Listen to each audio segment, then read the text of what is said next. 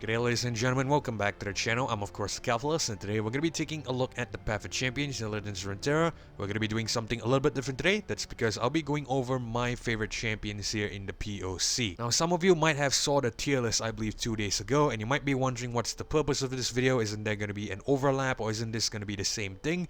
Well, it's a little bit different in that regard, because I'll be going over my favorite champions to use into the Aurelion Soul. It's going to be a little bit similar to the tier list video, but there is going to be some slight differences, I'd say. I'd probably go a little bit more in-depth in this one, but I don't think we are going to be spending too much time here. Now also, there's going to be another video that's going to come up around the same time as this one. I highly recommend you watch that as well. There's going to be some important news in that. However, because of the nature of that video, I've decided it was probably important to have something else up on the channel as well, which is why we're making this video, and also because I would like to comply with a request that was actually made quite some time ago, where you wanted to see me take a look at the champions here that are best used in the Aurelion Soul. So as we all know, there are 10 regions in Legends Runeterra, and all 10 regions are also featured in the POC. So we're gonna kick things off alphabetically here, and we're gonna talk about Bandle City.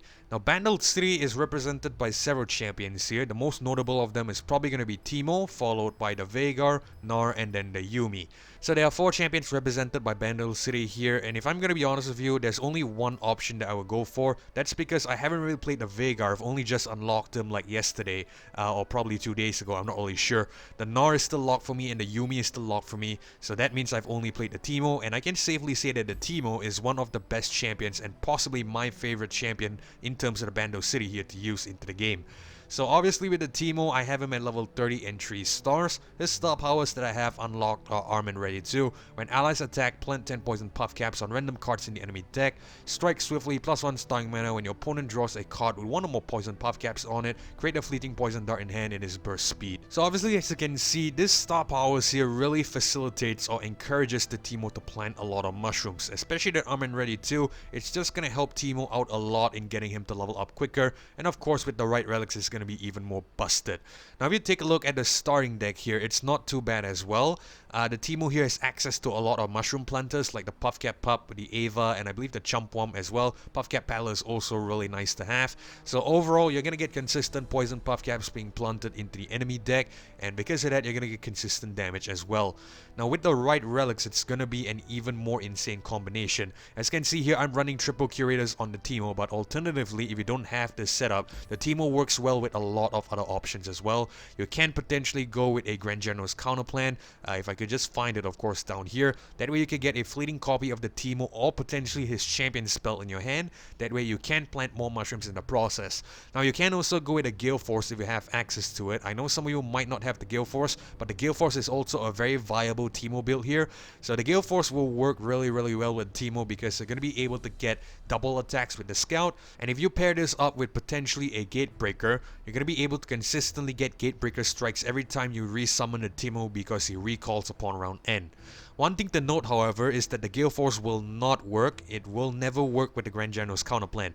The reason for this is quite simply because both of these effects basically interfere. The Teemo will round end recall, and before the Grand General's counter plan's round start can trigger, he's already back in your hand, so obviously you're not able to get the effect off. So with all things considered, I would definitely highly recommend the Teemo for those of you who are basically new to the game and you're looking for a Bandle City champion to play. Teemo is also really good because he's really cheap. One thing you need to look out for is potentially his health. He is a really weak champion, being a 1 health unit, potentially a 2 health unit upon level up, but I don't think it's that big of a factor because you can of course get a spell shield from the common relic here. If I could go all the way down to the Banshee's Veil, you can of course slap this on, or potentially get lucky and hope that you get a spell shield in the adventure itself. Alright, for the second region we have Bilgewater here, and as we all know, there are currently 4 Bilgewater champions in the game: Alawi, Misfortune, Tahm Kench, and of course Pyke. So out of these 4, I've already played 3, which are of course Pyke, Misfortune, and Alawi. Tahm Kench remains locked for me, unfortunately, but out of these 3, I can safely say that my favorite is probably going to be Misfortune,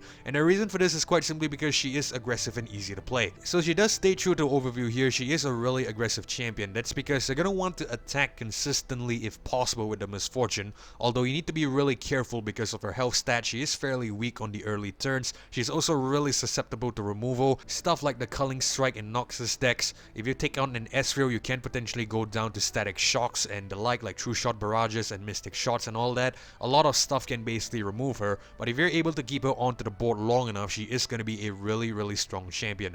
Her star powers include nothing but Powder Monkeys 2, round start summon a Powder Monkey, and most wanted +1 starting mana when allies attack, draw a unit. So these two powers are obviously really nice to have. I know in the tier list video I mentioned it doesn't really help Miss Fortune in terms of the level up, but this actually helps her in general in the run. That's quite simply because Powder Monkey being an ephemeral unit is a really good unit to have on both the defensive turn as well as the offensive turn. You can use this to attack, you can use this to block, really flexible unit here. And of course the most wanted when allies attack, draw a unit. If you pair this up with something like a higher education power, that's going to help you out a lot with the Miss Fortune deck in general. So in terms of the starting deck here, she has access to a lot of, really aggressive units as well. My personal favorites from this deck is probably going to be the Island Navigator and the Slippery Wave Rider, and the reason for that is quite simply because you can get attacks off easily with these two. They are fairly expensive in comparison with the other units of course, but these two are probably going to be one of the main reasons why your Miss Fortune will be successful.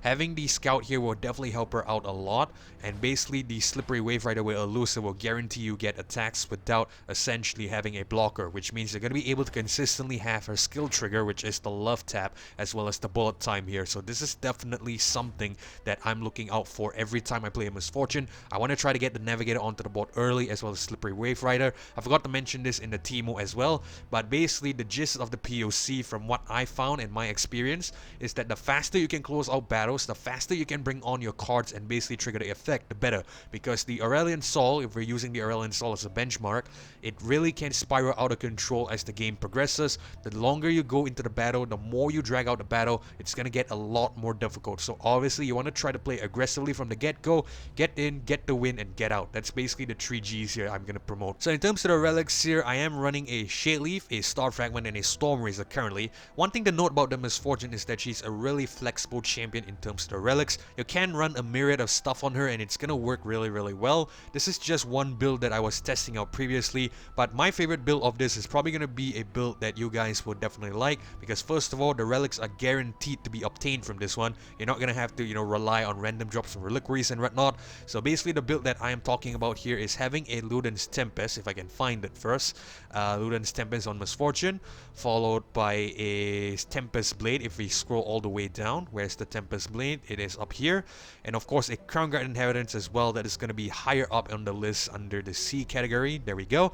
So yeah, this build is probably one of my favorites to run on the Miss Fortune. First of all, because all 3 relics here are obtained really easily through the champion campaigns. Luden's Tempest is from Jin's campaign, Tempest Blade ironically is from Miss Fortune's campaign, and the Crown Guard Inheritance here is from Darius's campaign. So all 3 of these are really good, because essentially with the Luden's Tempest you're going to be able to amp up Miss Fortune's Love Tap or bullet time damage, and with the level up stun all enemies and the level up rally, you're going to be able to take advantage of that and get a free attack whenever Miss Fortune levels up, because as we all know, Miss Fortune levels up by seeing you attack 4 times, which means she's guaranteed to be on the board when she levels up, and because of that you're going to be able to take advantage of these 2 effects here.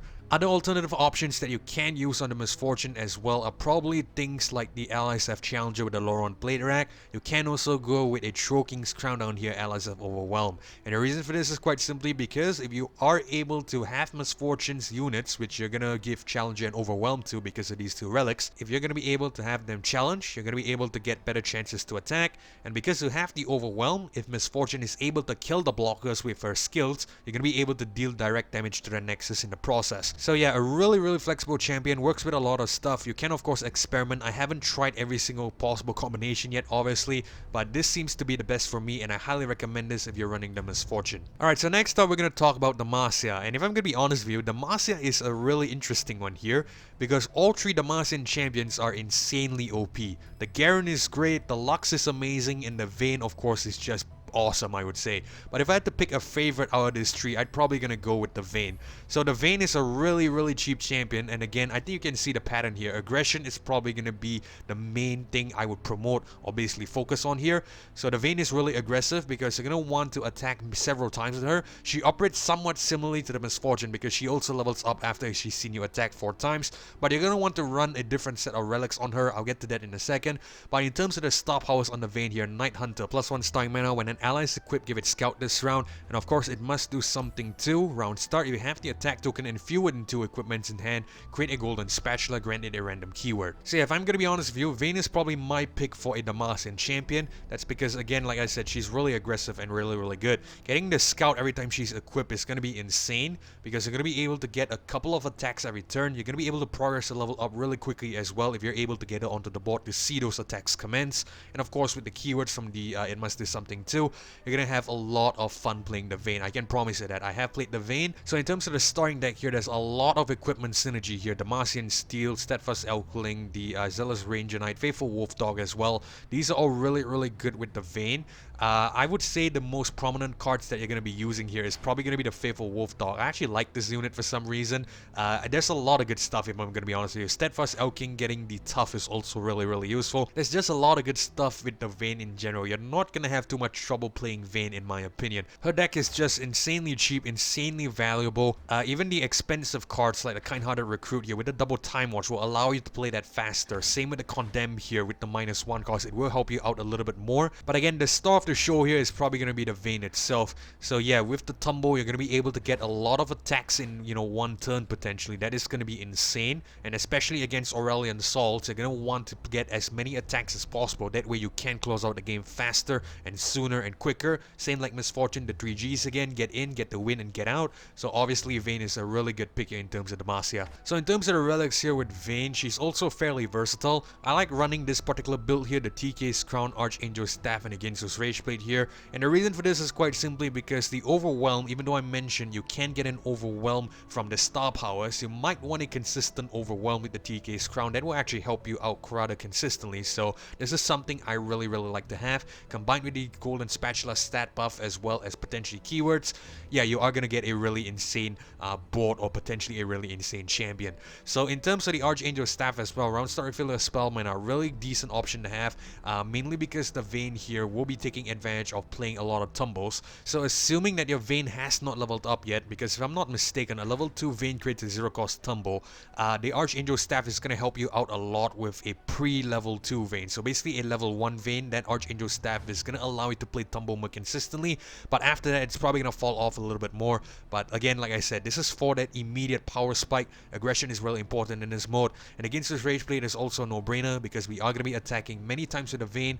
You actually are incentivized to attack because of this +1/+1, which is another reason why we're pairing this with the Overwhelm here. That way we can take advantage of the extremely high attacks that the Vayne will potentially have. So alternative builds that I would recommend to you to try would actually be the similar build that I was running earlier, which is a CSF as well as a Shade Leaf build. It's probably not the best because there isn't really too many units to kill.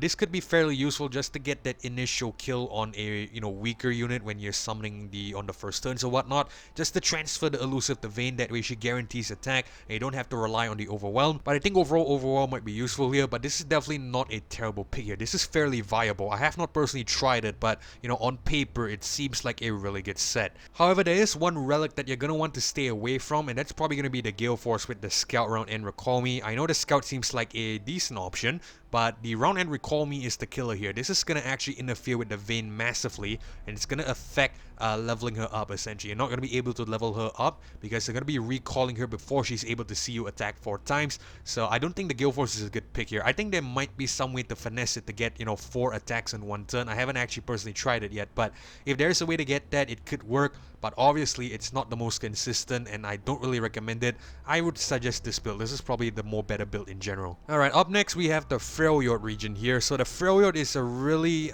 interesting one for me personally. That's quite simply because there are only 3 Freljordan champions, which are Ornn, Ashe as well as Gnar. Unfortunately, I've only unlocked Ashe the same day I unlocked the Veigar, which was rather recently, and the Gnar here still remains locked for me. So I haven't really had any experience with the Freljord champions outside of Ornn. So obviously I'm not gonna recommend any of the champions that I have not played. I don't think that's really responsible of me to do so. I'd be giving you misinformation, I'd be spreading false information. I don't want to do that. So I can only talk about Ornn here. So please take note, this is not the best champion from the Freljord. From what I've seen and what I've heard from you guys, possibly the best champion might be either the Gnar or the Ashe, but definitely not the Ornn. But I will be talking about the Ornn because that's the only champion I've played, so I hope you guys understand. So in terms of the Ornn here, he is fairly decent, I would say, even though he is fairly expensive. expensive, I think he's really okay because I have used him against the Aurelion Soul. Granted, it was a little bit of a tougher battle, but I don't think he's that bad necessarily, at least in my opinion. I know in the tier list I ranked him down in D, but I believe I mentioned there as well, I don't think he's a terrible champion. The only problem is that he's an expensive champion, so that's basically the only downfall of the Ornn here. So in terms of Ornn's star powers here, we have the Sweet Solitude 2, Game Start Summon Ornn's Forge. The first time you forge, each round forge again, and I made this. +1 starring mana the first time you play an ally or equipment that costs 4+ mana, manifest an equipment and reduce its cost by 2. So obviously these two powers work more specifically well with Ornn. That's because you're going to want to be forging quite frequently in order to get the Ornn to strike for a higher damage. That way you are able to level him up more consistently because he needs to strike for 8+ damage. But there are of course relics that can circumvent that. We'll get to that in a second. Coming back to the star powers here, the I made this is actually fairly decent because they're able to essentially just copy a equipment that you have given to an ally or potentially in your hand. Usually I find myself copying an equipment that I've given to an ally because, you know, I've been forging that ally consistently. That way the ally in question has a really high equipment in terms of the attack stat of the equipment. So having the Ornn copy that could be really worth it, and essentially you're able to you know, use this Ornn really effectively. But obviously, like I mentioned, the Ornn is a fairly expensive champion, so one thing to be thankful for is that his deck in general is fairly cheap. Personally, I don't really have a problem with him too much, mainly because, you know, he's the only Freljord champion I have access to play, so it's either Ornn or nothing. But yeah, basically I think he's fairly decent. A lot of cheap units in his deck like Weaponsmith, Apprentice, Favorite Artisan. Mainly these are probably just going to be extra forge generators. They're not really that important. In terms of the actual damage dealing units that you're going to want to consistently or effectively use, you're probably going to want the Ruthless Raider and I think the Combat Cook as well. These two are actually really decent units in the Ornn deck. And of course, possibly the most important card in the Ornn deck from my experience is the Bone Club here. The Bone Club is going to be really important because it gives a challenger, it gives a 5/5 stat buff that is insane. And if you equip this on one of your units, you're able to forge that unit consistently. You bring on the Ornn, and if the Ornn has a Gatebreaker, which I'll get to in a second, you're going to be able to copy that you know, buffed up Bone Club. And essentially, if you bring on the Ornn with the buffed up Bone Club, or even a regular Bone Club for that matter, because this is at 5 damage already, the Ornn needs to strike for 8+ damage to level up. So essentially, if you're able to bring on the Ornn, you're going to be able to level up immediately and hopefully close out the battle in that same round or the next round if you're on a defensive turn. So going over the relics here, the relics is also a really interesting one. That's quite simply because Ornn, I would say, works well with maybe only a few relics. The main relics that I would actually, you know, recommend, I would say, is to probably go with a Corrupted Star Fragment. That's going to be extremely important because Ornn will actually summon a Spirit of the Ram here with the same stats. So obviously, you might want that CSF in order to, you know, basically kill the Spirit of the Ram, transfer the stats to Ornn, and, you know, deal more than enough damage because the Spirit of the Ram is gonna essentially disappear. So having the Ornn get the Spirit of the Ram stats is probably gonna be extremely important in that sense. Now also a Gatebreaker is gonna be insane here because, like I mentioned earlier, if you're able to copy a, you know, equipment that has an additional 4 damage, you're gonna be able to level up the Ornn the same turn he comes on. So having that is a really good thing here. So that's why the Gatebreaker is definitely a important item to have on the Ornn. And the most important of all, ironically, is going to be a common relic here, which is the Spell Shield. Now you can get lucky with this in the adventures, but just to be safe, in case you don't get a Spell Shield, you might actually want to run one of these. That way you are guaranteed a Spell Shield. And the reason for this is if you're taking on the Aurelion Sol, as we all know, A-Sol has a lot of Obliterate, so it's not really fun to play. Mainly if you are running a Ornn, and Ornn is a trump card, and if the Aurelion Sol obliterates that Ornn, you're going to be in big trouble. So basically the Spell Shield here will just protect him for that particular one turn, and hopefully you're able to get the win by then. Outside of that, it's probably not that useful. You can get lucky in the adventures like I said, but just in case you don't, you might want to run this as an insurance policy. So another alternative build here with the Ornn is actually just swapping out the Gatebreaker here for potentially a CSF. That way you can guarantee a elusive onto the Ornn, because you're going to be able to essentially transfer that elusive to the Spirit of the Ram and then have the Ornn consume that Spirit of the Ram and transfer that elusive back.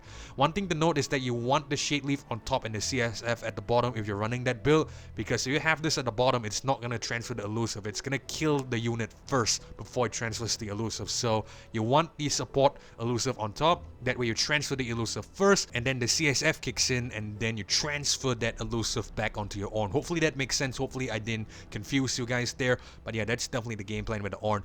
Alternatively, you can of course go with a a Scourger's Stash if I'm not mistaken. That way you can reduce the cost of the Ornn here with the Plunder. Although I don't really like this because it's not that consistent. You're gonna want to deal damage first in order to trigger the Scourger's Stash. Sometimes you might not be able to do so because essentially you're gonna have a unfavorable condition where the AI or potentially the enemy has a lot of units that are beefy. You're not able to trigger the Plunder, so Scourger's Stash is not really that consistent in my opinion. So in that regard, I would rather much go for a Wriggle's Lantern. Another alternative option here that you can run with the Ornn. The impact is decent because the Ornn is probably going to be sitting in your hand for quite some time. So with the Wriggle's Lantern, you're basically just building impact stacks while he's in your hand before you actually bring him on and potentially deal more damage that way. So obviously Wriggle's Lantern is also a really viable option here on the Ornn. Okay, so next up we have the Ionia region. Now one thing to note is that, I know some of you out there who are familiar with the lore, L-O-R-E, the stories of the game.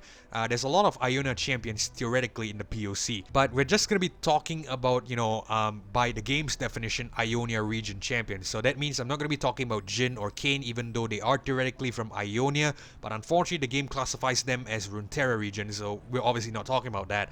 This is for, some of you out there who are new to the POC and you're a little bit confused why I'm not considering Jhin and Kayn. Just wanted to get that out there. But anyway, in terms of the Ionia champions here, so we have Lee Sin, we have the Master Yi, if we could go all the way down here, the Master Yi, and of course the Yasuo as well. So basically out of these three Ionia champions, my favorite is probably going to be the Yasuo, and the reason for this is actually he's a really strong champion. His star powers are really good as well with him. The Follow the Wind too, round start stun the strongest enemy and never dull, +1 starting mana when an ally strikes, grant it +1/+0. So really simple mechanic here, especially the Follow the Wind too. Everyone loves a stun. A stun is obviously very useful, so you definitely don't need to worry about that in that regard, which is another reason why Yasuo is my favorite champion. The more simple the champion is to pilot, the better for me, because I'm all about efficiency, I'm all about practicality.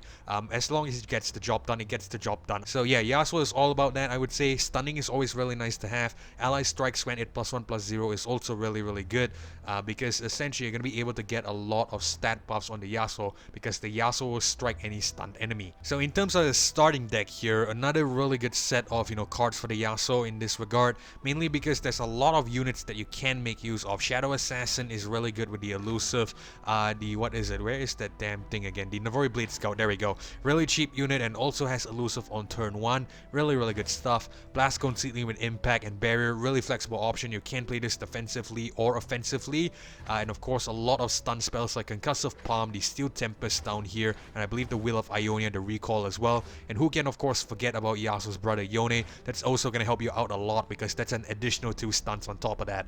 So obviously a lot of stuns here with the Yasuo deck, and basically because there's a lot of stuns and recalls, they're going to be striking quite consistently. You're going to be able to level them up really quickly as well, and essentially you're going to get that +1/+0 stat buff from Never Dull really frequently too. So really good deck in my opinion. So if we're talking about the relics here on the Yasuo, the Trollking's Crown, Tempest Blade, and Kronga Inheritance is probably my favorite options here. That's mainly because again, we're going to be taking advantage of this +1/+0, not only the Yasuo but the entirety of his deck. So bearing this stat buff in mind, the overwhelm on every single unit would definitely be really helpful here, and especially on the Yasuo because he will be striking consistently. He can get to a really insane attack stat from what I've experienced. He can get to something crazy like maybe 34 or maybe even 44 if you're really lucky. So obviously really good option here, the Trollking's Crown, a must have, the overwhelm in my opinion.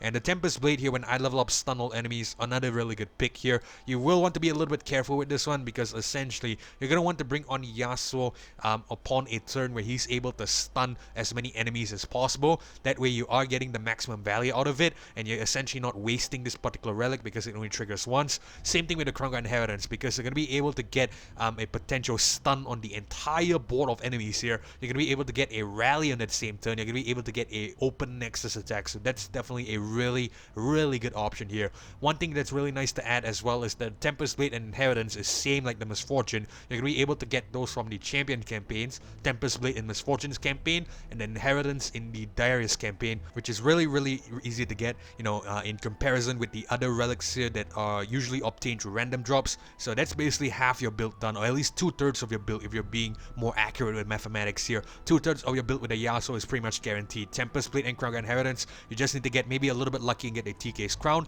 Alternatively, you can run something else, of course.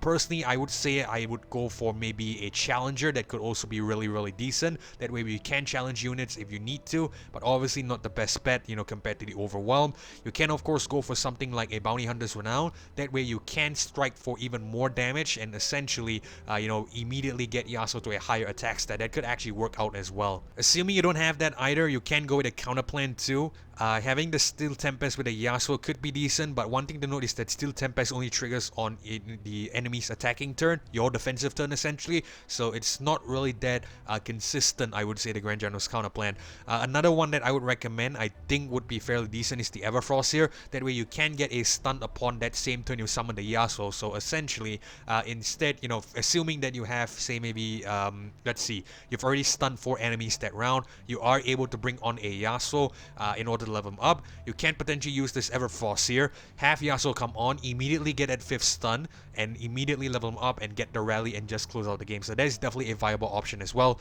So really decent champion Yasuo in my opinion. That's why I would say he's probably one of my favorite Ionia champions to use. Alright, so we're gonna move on into my favorite region in the League of Legends universe, of course, which is gonna be Noxus. So Noxus also features 3 champions here, and all 3 champions are insanely good.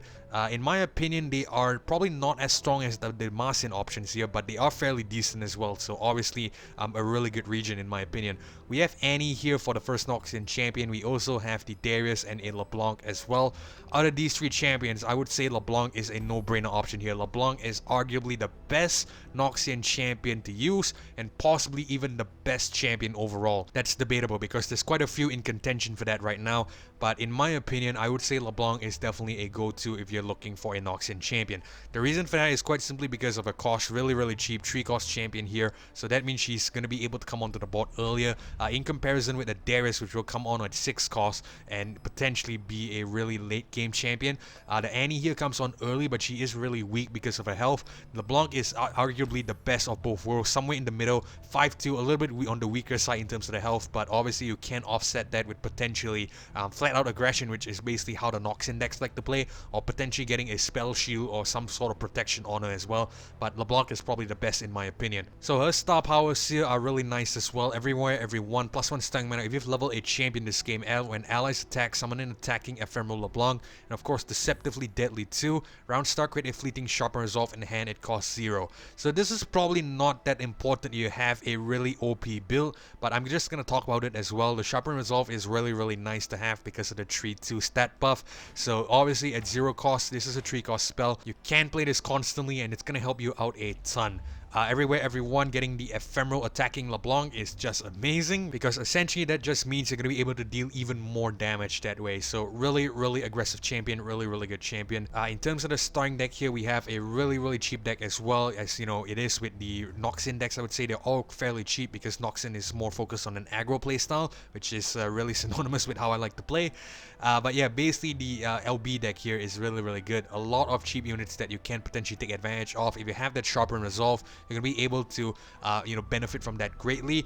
So not really much to talk about here if I'm going to be honest. You're going to want to try to play a lot of these units and essentially just overwhelm the Nexus in the early turns before the enemy can really respond too much to it. Again, like I said, the longer you drag out the battle, the worse it is for you know, the game in general, and especially with Noxian decks. But in terms of the LeBlanc here, with this particular deck in mind, the sooner you end the battle, the better, because again, you really don't want to drag out a battle too long and have the AI outscale you. So in terms of the relics here, another really versatile champion. As you can see, I'm running a very cheesy triple gatebreaker build here. This is just insane because you level up the LeBlanc on the same turn and you're able to get potentially a attacking ephemeral LeBlanc on the, you know, attacking turn, and that ephemeral LeBlanc, interestingly, also gets the gatebreakers as well. So that's gonna strike your Nexus in the process. It will not deal an, you know, extra strike to the Nexus, the regular strike, but it will have the triple strike from the gatebreaker onto the Nexus, and I think that's probably more damage output in comparison. So obviously really strong champion here in terms of the powers again. But yeah, in terms of the relics here, alternative options that you can run if you don't have the gatebreaker. if you don't have the Sharpen Resolve at a 0 cost, you can go with an Archangel Staff. That way you can take advantage of that Sharpen Resolve, but arguably you're gonna want that Sharpen Resolve 0 cost in order to get as much damage as possible. You can run a Scout as well that can actually work with the LeBlanc really well. So essentially you're gonna be able to get double attacks every single turn, and because you are gonna be getting a double attack, you're gonna be able to get 2 LeBlancs, 2 attacking ephemeral LeBlancs, and if you are running Gatebreakers as well, all 2 ephemeral attacking LeBlancs will also strike your Nexus. So that's gonna be a total of, if I get my math correctly here, that's gonna be a total of 8 Gatebreaker strikes in total, if I got that correctly. So 8 Gatebreaker strikes, because the LeBlanc is gonna attack twice, and with the ephemeral LeBlanc, that's gonna strike twice as well. So really OP stuff. So obviously really flexible champion as well. You can run with a number of stuff. I would say these 2 are probably the best, the Gale Force and the Gatebreaker build. Shade Leaf can work as well, just to guarantee elusive damage onto the Nexus. That way you might want to consume that ephemeral LeBlanc, although I don't really think you're going to want to do that. It depends, it could be useful, don't get me wrong. You can of course run an Overwhelm as well. That could actually work really well. The Overwhelm is obviously very nice to have because that's direct Nexus damage, so really good stuff. But yeah, the LeBlanc, you really cannot go wrong with it. It's really difficult to lose with a LeBlanc, I would say, unless the AI has a really OP or insane power. For example, if the Aurelion Sol Adventure we're using as an example has a duplicate that could be a little bit scary, or perfected mana flow that could be a little bit problematic. But outside of that, it is virtually unheard of to lose with a LeBlanc. It's really difficult to lose with a LeBlanc, if I'm gonna be honest with you. Alright, so moving on into the next region, Piltover and Zaun, we have I think 4 champions here. We have the Jinx, obviously, we have the Teemo, because Teemo is also a dual region champion in this game, Piltover and Zaun and Bandle City. We have Vayne, and of course we have the Echo as well.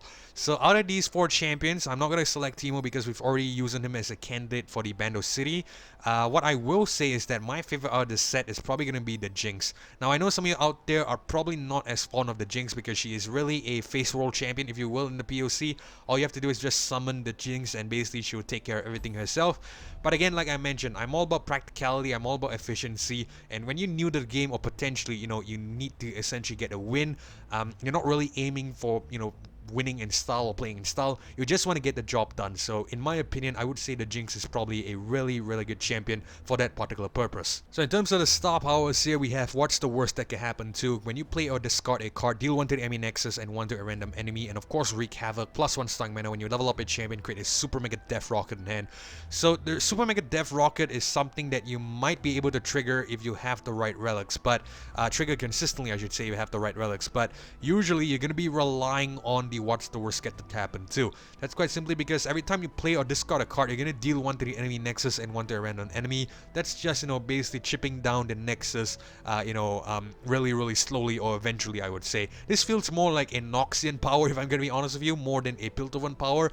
But I would say it's still really useful, because after all, Jinx is the poster girl of the POC, or essentially the first champion, the beginner champion that you are exposed to when you play the POC. So obviously she needs a really good power, I would say. But yeah, going into a starting deck here, there's a lot of cards that actually facilitate the constant triggering of that power. A lot of discard synergy cards here, like the Zaun Urchin and of course the Sump Dredger here. But obviously, the main thing of the Jinx is you're just going to want to play cards regardless of whether you can discard them or not. But there's also potential combinations that you can get more damage out of. So say for example, you have a Zaun Urchin or a Sump Dredger here, discard the Jury Rig, you're gonna get a 1 damage for playing the Zaun Urchin or the Sump Dredger, and you're gonna get an extra 1 damage for discarding the Jury Rig. And because the Scrap Scuttler comes onto the board, that's gonna count as a play as well, and that's gonna be an extra 1 damage on top. So that's gonna be kind of crazy in regard. So going over the relics here, there's practically nothing that doesn't work with the Jinx, at least in my opinion. You can of course even run a relicless Jinx. I have done that into the Aurelion Sol, a Jinx without relics, and it seems to work fairly decently. But again, like I said, Jinx works really well with practically everything here. So I have a Z-Drive prototype on currently. That was because I was trying to get some screenshots of powers for my power tier list. I needed the rerolls, and Jinx was arguably the easiest to essentially nuke the entire Nexus, which is another reason why I recommend the Jinx. It's all about practicality and pragmatism, I would say. Get the job done, get in and get out. That's, you know, my motto again. But yeah, in terms of the relics here, the Gale Force and Loose Cannon's payload is probably the best relics to have on the Jinx here, mainly because you get to recall the Jinx, and with the Loose Cannon's payload, when you summon the Jinx again, you're going to be able to discard your hand, and because of discarding your hand, you're going to deal 1 damage to the enemy Nexus every discard, so obviously you're able to do so. And because Jinx levels up when she sees her hand is empty, that's also going to create a Super Mega Death Rocket as well, so that's definitely a consistent way to get the Super Mega Death Rocket. But, you know, other relics that you can go for here, I would say, is Securitas Gatebreaker, which actually is fairly decent, and the reason for that is quite simply because they're able to strike the enemy Nexus with her attack stat, and, you know, usually the Jinx has a fairly decent attack stat at 4. If you can get stat buffs, that would be even better. But another relic that one of you actually recommended me quite some time ago is to go with the Riptide Battery. Now, the reason why I don't really like the Riptide Battery is quite frankly because it deals damage equal to its cost. So if you get cost reduction on the Jinx here, you're gonna get less Riptide Batteries, and that's gonna be equal to less damage on the Nexus. Alternatively, you can of course go with Eluden's Tempest, but you're gonna have to sacrifice one of your relics to get this here. So that's why I would prefer to get a Gale Force as well as a Gatebreaker instead of a Riptide Battery. I think that makes much more sense in my opinion. So obviously this is, I would say, the most optimum build in the Jinx, but again, you cannot really go wrong. There's a lot of stuff that works here, so just basically experiment and see what works best. Alright, so next up we have the Runeterra region. So I know some of you who are familiar with POC will know what I'm talking about, or Legends Runeterra, you will know what I'm talking about, but for those of you who are coming over from League of Legends, or potentially, you know, familiar with the League of Legends lore or universe, you might be wondering what even the hell is a Runeterran region. Well, this is a feature in the game where there are champions that have a origin mechanic, and there are 6 champions of them here in the POC. We have Bard, we have Evelynn, we have Jhin, we have Kayn, we have the Aatrox, and we have the Jax as well. I think I missed one, right? No, I don't think I missed one. That's all of them. Yeah, okay, that's all of them. Actually, we have one more. There we go, Varus. So yeah, basically, there are quite a handful of Runeterra Origin champions here in the present moment in the POC. And I would say out of these 6, I believe, if I got my mathematics correct, or it's 7, I'm not really sure. I wasn't really counting there. But yeah, out of these champions, I would say my favorite has to be the Jax. So the Jax is actually a really, really aggressive champion here. With the right relics, he's just insane to use. I have him at 1 star, as you can see, and I actually beat Aurelion Sol with a 1-star Jax, but I was really, really lucky in that regard because I was missing out on the the +1 starring mana here with the Relentless Assault. So yeah, coming back into the Jax itself, Last Light Arcadia, allies of attack grant me +1/+0. If I'm equipped, also grant my equipment +1/+0. I unfortunately cannot remember what the Last Light Arcadia 2 does, but you know, I believe I covered this in the tier list video, but at the time of this recording, I don't have that, you know, info with me, so I cannot remember. Let's just assume that, you know, we're taking this at the face value. We're just going to take it as Last Light Arcadia here. So with the Last Light Arcadia and the Relentless Assault, +1 starring mana when an equipped ally dies, draw 1. This Jax is really, really good because you're going to be able to get a super high attack stat on the Jax, and if you pair him up with the right relics, he's going to be insane for you. So he's also a really cheap champion, which is great. He comes on at 2 cost, which is going to be one of the cheapest champions here in the game, in my opinion. And for his value, he's going to be insane at least. So as you can see here, his deck is also fairly decent. A lot of, you know, nice units, equipment synergy particularly. So obviously, you know, you are able to get Jax to a high attack stat really quickly, as well as level him up really, really quickly as well. So there shouldn't be a problem in that front. Getting a +1/+1 on him for each equipped ally this round, really, really good stuff. So obviously, you know, not a bad champion, I would say. Overwhelm and quick attack on the Light Arcadia as well, definitely really, really good. So in terms of the relics here, we're gonna run a Gale Force, a Securitas Gatebreaker on the Jax. That's quite simply because the Scout is actually really, really useful here on the Jax from what I found. Mainly because they're gonna be able to attack twice every round, and because they're gonna be attacking twice every round, you're gonna be able to deal more damage that way. And with the Gatebreaker, it just incentivizes you to essentially get the recall and summon him on again. And at the same time, it's progressing his level up here because they're gonna want to strike for 12+ damage. So you're gonna be dealing a lot of damage with the Jax here. Really, really good champion, really, really good relic pairing here in this regard. But of course, you can swap things out as well. Personally, I would probably go for Overwhelm. That way, every single unit gets Overwhelm. I do recognize the Jax already has Overwhelm, but the Troll King's Crown here is mainly for the other units on the board. So it's gonna affect them more than it's gonna help the Jax, because again, Jax already has the Overwhelm. So the Troll King's Crown is something I would go for. You can of course maybe go for a Grand General's Counterplan as well, because his champion spell isn't too bad in my opinion. Because if you take a look at his champion spell here, he actually gets to force you as well as get a barrier, and it's a burst spell as well. So having that, you know, counterplan could actually be fairly decent. decent. Now in that regard, it might be more worth it to instead of go with a Gale Force and probably go with an Archangel Staff. That way you have enough mana to play counterplane consistently, the spell consistently from the counterplane, so it could be really, really good.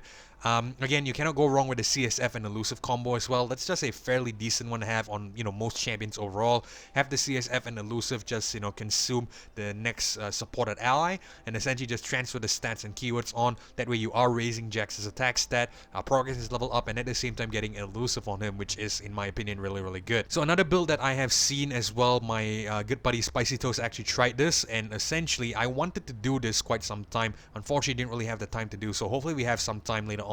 Is to actually run a Bounty Hunter Jax build. This build actually works with another champion that I will be covering later on as well. So yeah, in terms of the Bounty Hunter build, you can go with a double Heart of Gold as well as potentially a Bounty Hunter's Renown here. That will actually get Jax to a really, really high attack stat because you're going to be saving a lot of gold most of the time, at least from the way I play POC. I find myself hanging on to a lot of my gold. I don't really spend that too much for some reason, but essentially because I have a lot of gold, the Bounty Hunter's Renown will actually raise his stats to an insane amount of level, and with the Heart of Gold here, 50% and another 50%, that's 100 in total, you're going to be getting a lot more gold in general. So obviously, really, really good relic pairing here, the Bounty Hunter build. So this is definitely another viable build on the Jax, but personally, I like the Gale Force and the Gatebreaker build. It's more aggressive that way. Alright, so for the next region, we have the Shadow Owls here, and there are 3 champions for this particular region, which are Gwen, Kindred, and of course, Veigar. So Veigar, again, is a dual region champion, Bandle City and Shadow Owls. That's why we are including him here. But essentially, I would say the best out of these 3 is probably going to be the Gwen, in my opinion. I know some of you actually like playing the Kindred as well as some of you like actually playing the Veigar. Unfortunately, I have fairly, you know, a bad experience with Kindred. Not really too good with the Kindred, if I'm gonna be honest with you. And the Veigar here, I've only just unlocked, like I mentioned earlier, so I don't really have too much experience with him yet. So I can only speak from, you know, my experience, and I would say Gwen is probably the best, at least in my opinion. And to be honest, I don't think any of you would argue with me as well. Gwen is pretty much, you know, well known to be really aggressive and really good. So in terms of the Gwen here, in terms of the star powers, we have Snippet of Song to round start summon a Ghastly Band, and Needlework +1 starting mana when your leftmost attacker gains power from Hallowed, so does the attacker to its right. This is obviously a really, really strong champion, especially that Ghastly Band. It operates somewhat like a Misfortune, where you're going to be able to get a extra ephemeral unit to use as a attacker or possibly a blocker as well. So this is definitely a really good power to have. Needlework here when your leftmost attacker gains power from Hallowed, so does the attacker to its right. So one thing I'd like to correct from my tier list video is that I mentioned that always put Gwen as your third left attacker. Now the reason why I said, you know, specifically as your third left attacker at the time is so that, you know, you have a much easier time remembering where to put Gwen. This sentence here, if I'm gonna be honest with you, if you are a non-native English speaker, and even if you are familiar with the language like myself, and you're really slow to understand essentially, you might have trouble getting this the first time. So essentially, I was a little bit confused, if I'm gonna be honest, and that's why essentially I suggested just put Gwen on your third attacking slot just to make things simple. But obviously, if you put Gwen on your second attacking slot, it's gonna be much better, I should say, mainly because you're gonna be able to get, you know, double raise stats from the Gwen. The Gwen itself has Hallowed. If we go into the starting deck real quick, I'll get back to the powers right here. But in terms of the Hallowed here, the level 2 Gwen, she's able to get, as well as the regular Gwen, I should say, she also gets a additional Hallowed buff if she sees a ally get Hallowed. So if you put Gwen on that second left slot, you're gonna get a Hallowed buff from the card effect itself. You're also going to get a Hallowed buff from the star power itself. See why I say it's a little bit long-winded and a little bit confusing here? If you're not really familiar with the English language, you're probably going to get a little bit confused. That's why I just said put Gwen at the third and make things simple. But the reason why I suggested that in the first place, Gwen as the third attacking unit, is so that you can get more board clears that way. Because if your units are past a certain attacking stat threshold, so if your units are a high enough attack stat, the AI will block those units. So obviously it's a really effective way to force, you know, a board clear on the AI part. So that's why I just suggested put it at the third attacking slot for the sake of convenience. But obviously if you want to deal more damage, you will want to put Gwen as your second attacker. That way she gets a double stat buff from the Hallowed, and that's probably the best way to do it, I would say. I have done this, you know, in the past as well in my Gwen run here on the channel, so it's not an entirely new concept to me. Again, like I said, I just set that, you know, the third attacking slot just to make things simple for everyone out there. Might have been a little bit too simple, but yeah, it really depends. Either the second attacking slot or the third attacking slot. Just bear that in mind. It depends on how you're trying to play the Gwen. But yeah, coming back to the Gwen itself, in terms of the star powers here, the starting deck here, really good set of cards. A lot of hallowed synergy like the Boisterous Host, the Phantom Butler, and the Conductor of the Mist. You should have no problem triggering the hallowed really consistently in my opinion. So obviously a really good set here. Glimpse Beyond, Sapling Toss, Undying, Chronicle of Ruin really helps you out a lot with killing your units essentially to trigger hallowed. You can of course use some of these to essentially kill the Gwen, get the hallowed, and then use the Gwen again as the attacking unit potentially to get more damage that way. So obviously a really good deck in my opinion. Going on into the relics here, I like to run a Luden's Tempest and a Gale Force on the Gwen here, and the reason for this is quite simply because the Luden's Tempest will actually amplify the damage dealt from the drain here, because the Gwen's drain is actually a skill. So essentially instead of draining 2 from the enemy Nexus, if you go into the starting deck again, I'm just going to refer back to the Gwen starting deck here. Drain 1 from the enemy Nexus 1 time for every 2 power I have. So essentially you're going to be able to drain 2 from the enemy Nexus for every 2 power that the Gwen has. So obviously it just amps up the damage. That's obviously really good. So coming back into the relics here, Gale Force is also a really nice relic to have on the Gwen, because essentially you get an extra attack on that particular round. I know some of you actually like to run the the Crown Guard Inheritance. That way you could get the rally and essentially attack on the same turn. But I find the Gale Force to be a little bit more consistent, obviously, because you're able to get double attacks, and assuming you're not able to attack on the same attacking turn that you have the Crown Guards, the Gale Force can essentially allow you to get Nexus damage on another turn. Whereas with the Crown Guards, if you're not able to get the attack on that same turn, you basically just burn the Crown Guards, because the Gwen is not going to level up again and again like the Evelyn or something. So obviously, for me personally, I would very much prefer running the Gale Force. Inheritance is not bad. In fact, I think if I had a third rare relic slot, I would go with Inheritance. That way I could get the extra attack on the rally. But like I said, I prefer the Gale Force because I get to attack more consistently every round if the opportunity arises. So in terms of the alternative relics here, if I'm gonna be honest with you, I don't really think there's much to talk about. You can go with a Shade Leaf again. Like I said, I really don't want to keep on recommending the Shade Leaf build, but it is fairly viable in my opinion, because you can essentially just consume the the ephemeral, I would say, the ephemeral unit. I can't remember the name of that ephemeral unit, but you can consume the ephemeral unit, and if that ephemeral unit has a raised attack stat, you're going to be able to transfer that stat to the Gwen, and essentially, if you play it right, you are able to get an insane amount of stat buffs on the Gwen, so that could be really decent to essentially use. But I think in my opinion, I'd really just stick with the Luden's Tempest and the Gale Force. So not really much changes here, I would say. Crown Guard Inheritance, like I mentioned earlier, you can run that, I would say. Troll King's Crown again, really decent, because you're going to have a high enough attack stat on the Gwen to be taking advantage of the Troll King's Crown when they overwhelm. So obviously a fairly decent option as well.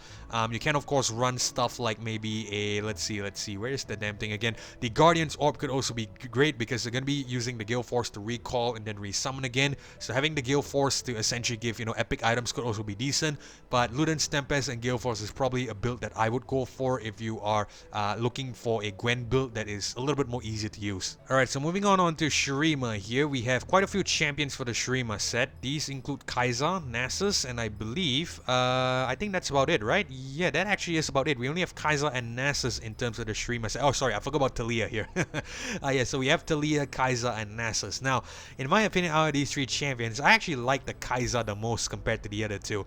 The reason for that being the Nasus actually relies heavily on getting stacks, so if the Nasus cannot get fed in the sense like he cannot get enough stacks, he's probably not going to be that useful in my opinion.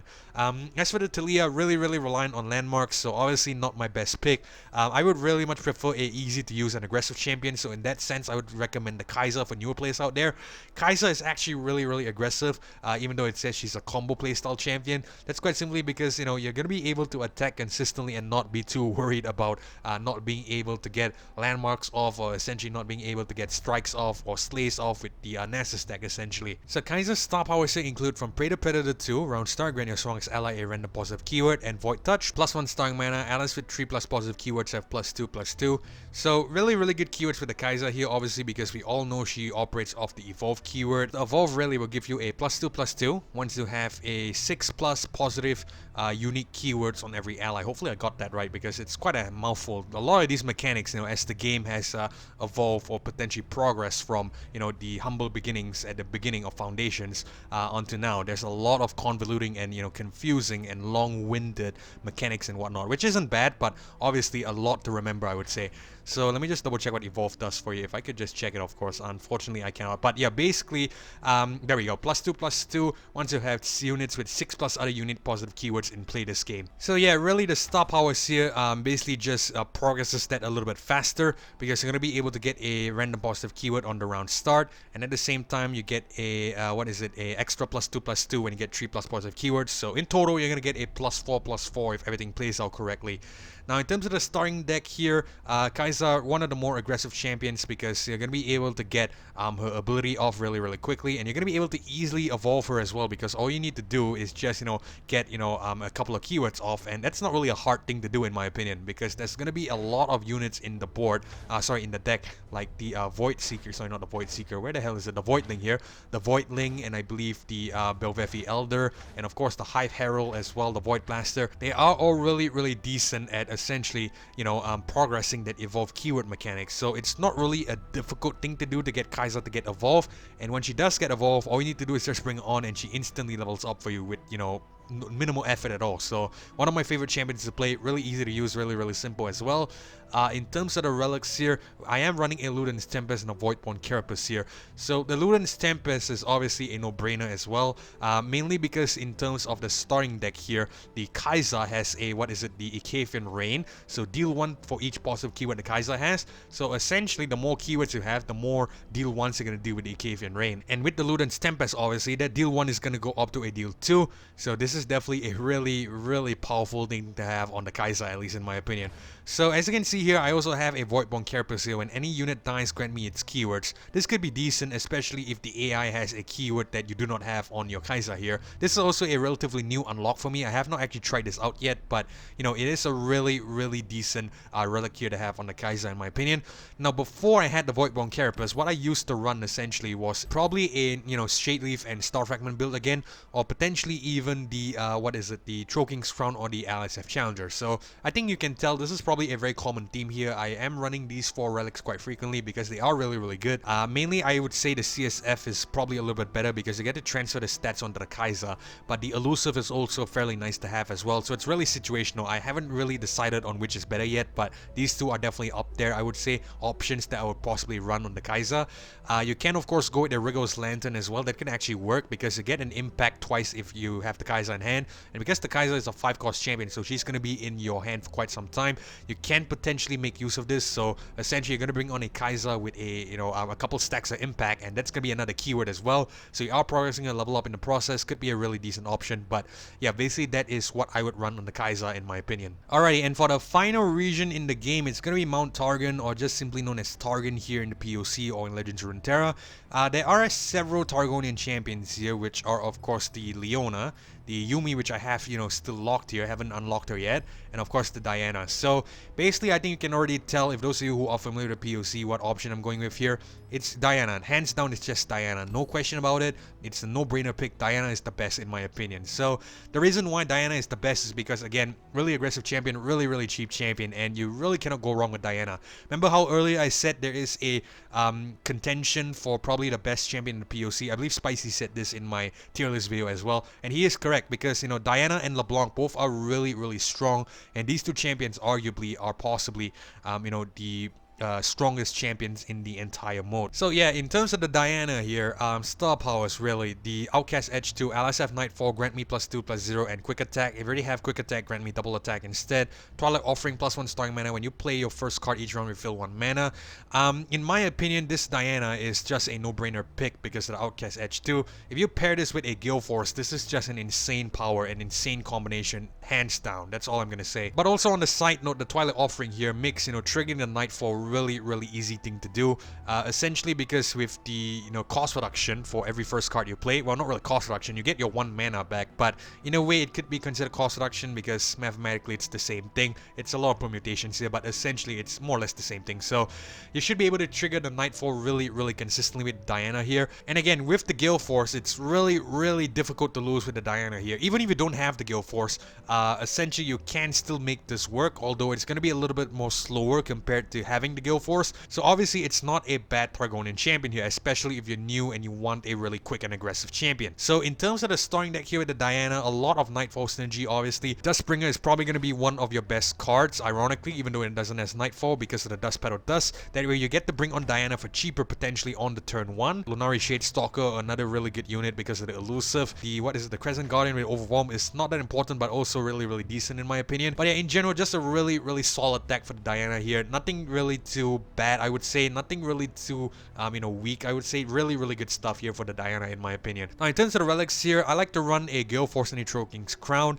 This is probably the most OP combination on the Diana, if I'm gonna be honest with you, because the Gale Force is gonna be able to trigger the Scout. If you are able to get the Diana on a Nightfall turn, you're gonna get a Scout with a double attack. That is gonna be insane. That's gonna be, 4 attacks potentially in the same turn. And of course, with the Troll-King's Crown, the Overwhelm here, that's just even more damage because the double attack, one thing to note is that if the AI blocks the Diana with a unit, after the unit is dead, after taking the double attack damage, your Diana will be able to strike the Nexus again. So it basically just connects straight to the Nexus, and obviously really powerful stuff here on the Diana. Not much needs to be said. Troll-King's Crown Overwhelm and a Gale Force Diana is probably one of the more busted combos here in the POC. Now in terms of relics alternative, obviously you might want to go with something like a Rally. That could actually fairly be decent if I'm gonna be honest with you, if you don't have the Gale Force obviously. Having Diana on the board, or not necessarily on the board but also in your hand, you have activated Nightfall 4+ times, you bring her on with the Inheritance, she gets the Rally, she gets to attack. Really good stuff. So obviously a really good relic here in my opinion. You can also go with something like a Guardian's Orb again. That way you just get more epic items because you're going to be recalling Diana consistently with the recalls here with the Gale Force.